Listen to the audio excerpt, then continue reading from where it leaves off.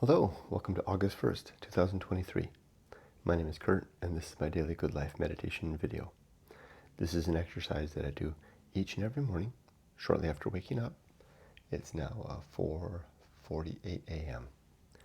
I do this in order to remember my life objectives and principles, those which are outlined in my book, Going Alone.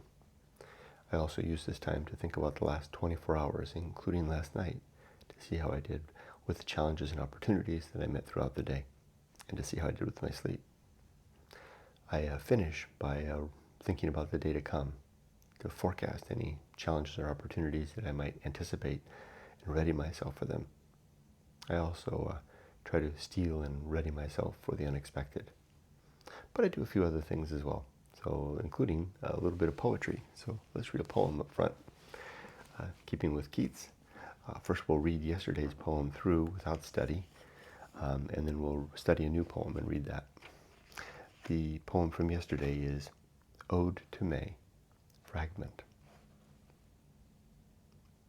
Mother of Hermes, and still youthful Mai, may I sing to thee, as thou wast hymned on the shores of Baiae? Or may I woo thee in earlier Sicilian, or thy smiles seek as they once were sought in Grecian isles, by bards who died content in pleasant sward, leaving great verse unto a little clan? O give me their old vigor and unheard, save of the quiet primrose and the span of heaven and few ears. Rounded by thee, my song should die away, content as theirs, rich in the simple worship of a day. As a person who writes, I wish I could write with that same ambition for the day. Not necessarily after long-lasting fame, but writing for the sake of the muse, the sake of those in my immediate surroundings. Maybe I should put this poem at the head of Stoic poetry. My volume 1 I'm working on finishing right now.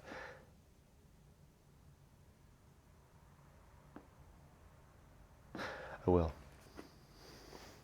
Okay, today's poem is called acrostic, which I didn't know what an acrostic was. And then I looked it up and I realized I had once known what it was, but I had forgotten. Acrostic is a poem or a piece of verse or writing where the first letter of every sentence or every line, if you put them together, they spell out a word or two or a phrase or a name. In this case, the poem is called acrostic. I looked at the first letters, and you can see them running down the side there, and they spell out a name. It's Agathina Agathina Augusta Keats. Agathina Augusta Keats, which I had to look up. That's John Keats' sister-in-law, married to his brother David, I think it was. And it's a very nice poem to her. There was a couple of other words in there that I had to look up. Poesy, which I was surprised I didn't know, which simply refers, it's a classical term referring to poetry in general, or such music, lyrical arts. Lyrical, is that the right word? Inspired arts. And then there's a really obscure word here, anthropophagy,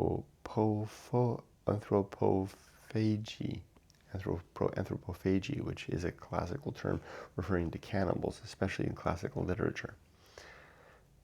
And that's it for the new words. Let's read acrostic. Remember, each first letter spells out the name. Give me your patience, sister, while I frame exacting capitals your golden name. Or sue the fair Apollo, and he will rouse from his heavy slumber and instill great love in me for thee and poesy.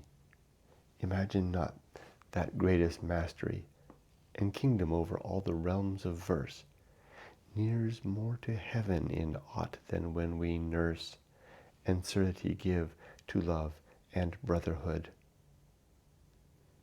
Anthropophagy in Othello's mood, Ulysses stormed and his enchanted belt glow with the muse, but they are never felt. Unbosomed so and so eternal made, such tender incense in their laurel shade.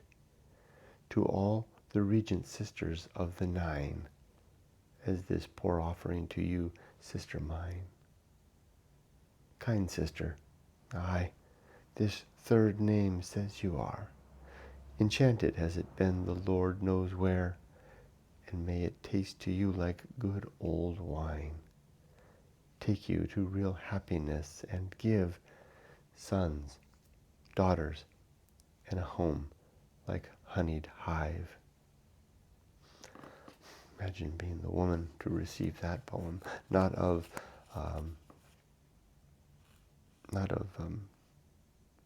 romantic love, but of, would it be, what kind of love is that? Familial love, right? Beautiful. All right. As for the good life, yesterday and last night, I slept fine last night. I only got about 6 hours sleep, but I feel good. Not quite sure why. I feel better today than I did yesterday morning, even on roughly the same amount of sleep. As for the challenges and opportunities yesterday, I plowed through my day, a workaday day, just fine. Nothing to be ashamed of in terms of well, for me, shame comes of not giving a good value to the dollar that I earn. And I earned my dollar yesterday.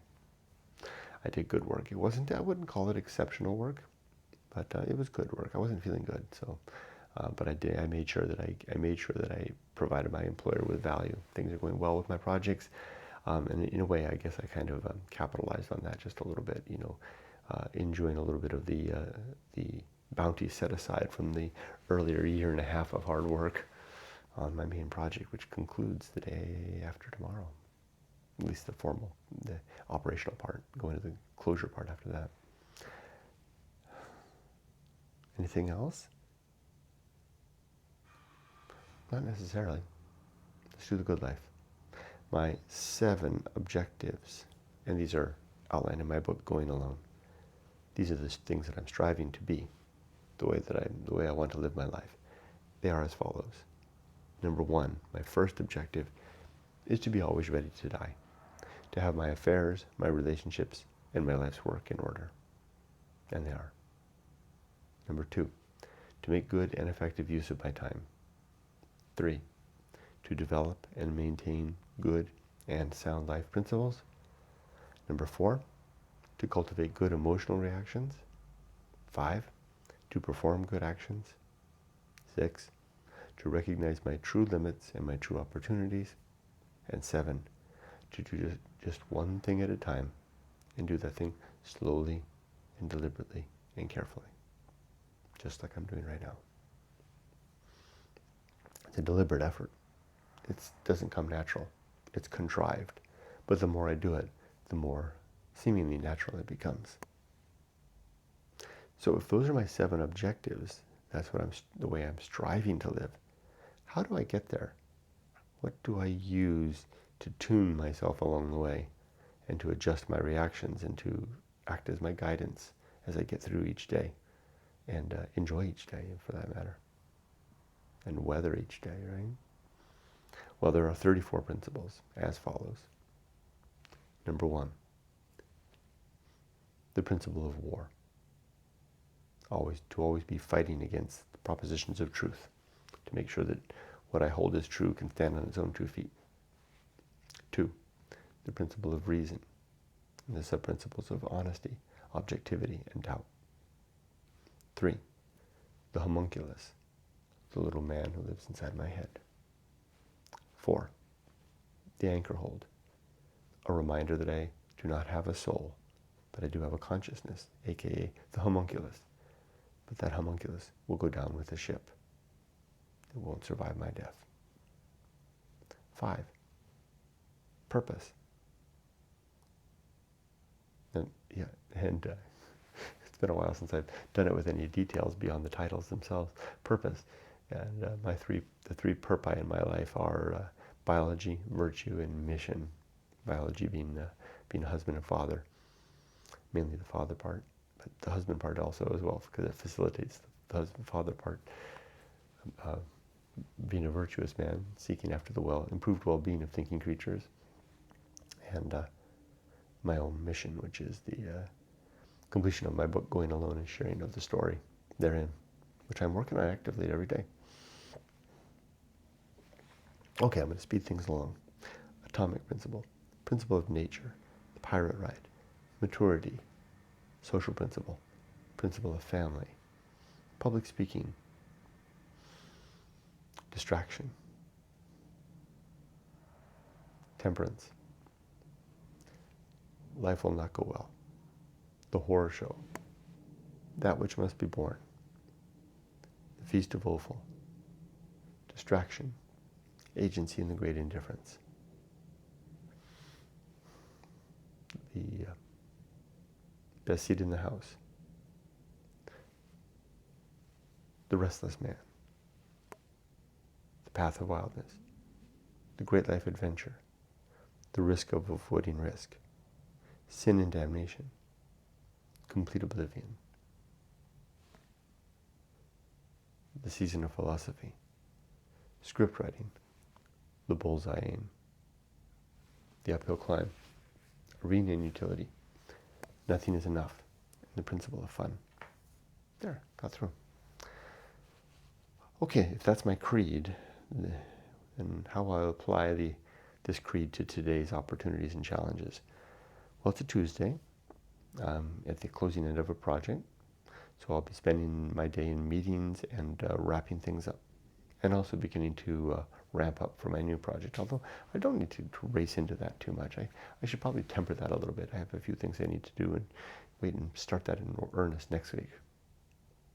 And why multitask? It's one of my objectives, after all, to not multitask. So just breathe a little more steadily through the day.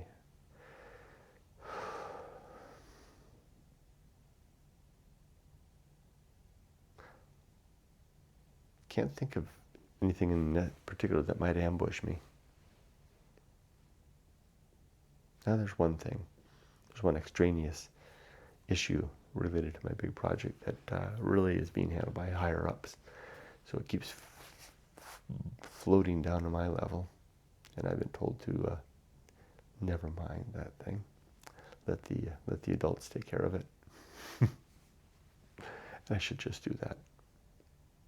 That happened yesterday. It floated down, and I said to those involved, I believe this is being handled above our pay grade.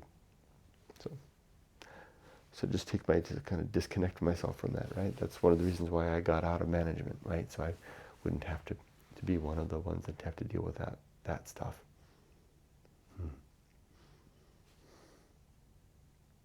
Okay, now I added something to the good life yesterday. I added something to the book yesterday, right at the end in the chapter called The Good Life.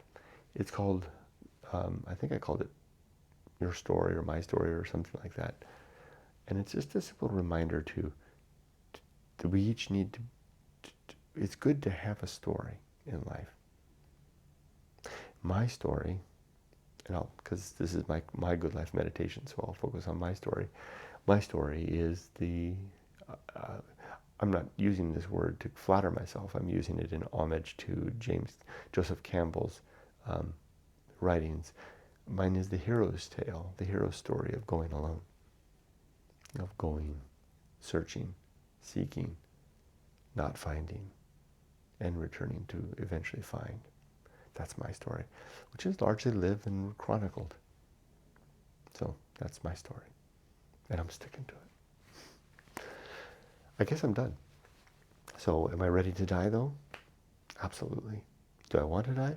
No, but I'm ready if it comes. Snoring dogs. I wish you all the best. My life is now done, if not finished. Be safe, but not too safe.